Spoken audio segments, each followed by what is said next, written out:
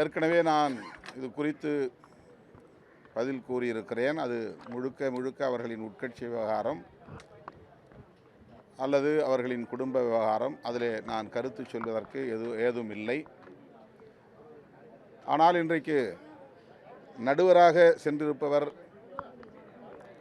யார் என்பது ஒரு கேள்வியாக மாறியிருக்கிறது. பாட்டாளி மக்கள் கட்சி தொடக்க காலத்தில் இடதுசாரி சிந்தனையாளர்களின் ஏகோபித்த வரவேற்பை பெற்றது, ஆதரவை பெற்று வளர்ந்தது, எழுச்சி பெற்றது. ஆனால் இன்றைக்கு வலதுசாரி அரசியலுக்கு அவர்கள் முழுமையாக போய்விட்டார்கள் என்பதை உணர்த்தக்கூடிய வகையில் இந்த பஞ்சாயத்தார்களின்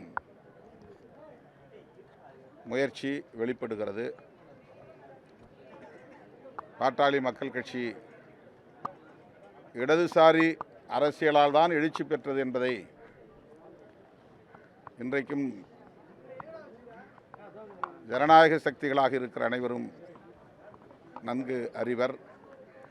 ஆனால் அது ஒரு வலதுசாரி இயக்கமாக மாறிவிட்டது என்பது, அதன் அடிப்படையில் பஞ்சாயத்து செய்யக்கூடியவர்கள் இன்றைக்கு வெளிப்படையாக அம்பலமாகி இருக்கிறார்கள் என்பது தமிழ் மக்களுக்கு வெளிச்சமாகி இருக்கிறது.